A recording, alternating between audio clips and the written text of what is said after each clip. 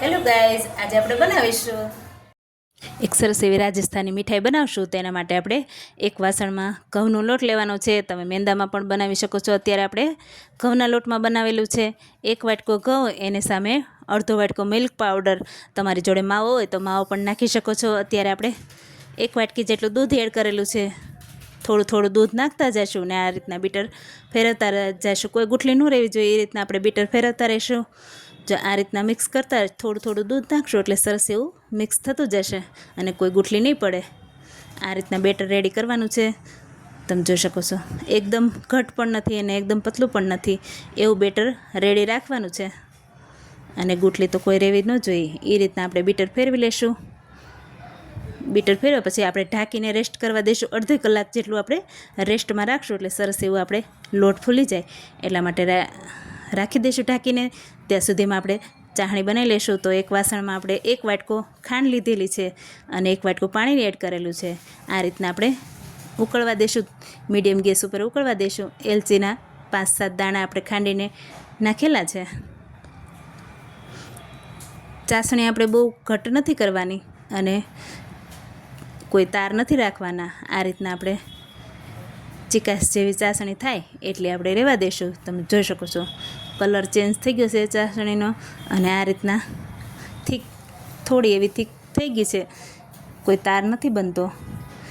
થોડું આપણે ચમચામાં લઈને પાછળની સાઈડ જોઈશું. ચીકાશ જેવી લાગે એટલે આપણે રેડી છે ચાસણી, એક સાઈડ કરી લઈશું. ત્યાં સુધીમાં આપણે બેટરમાં થોડો એલચીનો પાવડર એડ કરીશું. ચપટીક જેટલી એલચી નાખેલી છે, 2 થી 3 વાટીને. આ રીતના બેટરમાં એલચી નાખીને સરસ એવું થોડી વાર ફેટી લેશું. ત્યાર પછી આપણે, તમે ઘીમાં તળવું હોય તો ઘીમાં અને તેલમાં તળવું હોય તો તેલમાં, બે મિક્સ કરવું હોય તેલ ને થોડું ઘી, બંને મિક્સ કરીને પણ તળી શકો છો. અને આ રીતના અમે અત્યારે ખાલી તેલમાં તળેલા છે.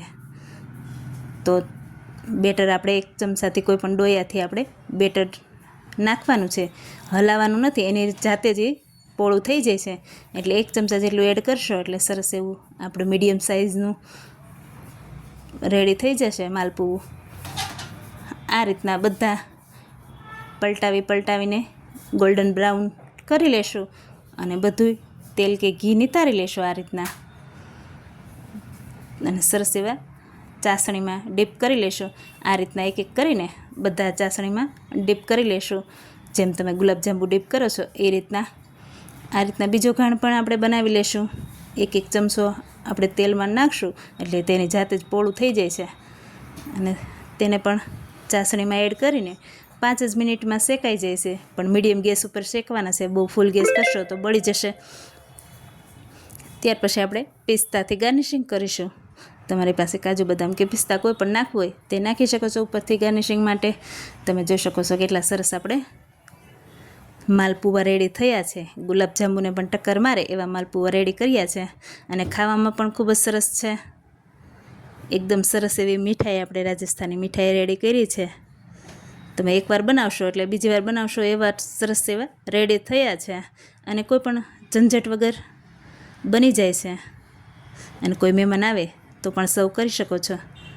ખૂબ જ ટેસ્ટી એવા માલપુવા રેડી થયા છે. રસભરા અને જ્યુસી એકદમ રેડી છે. Thank you.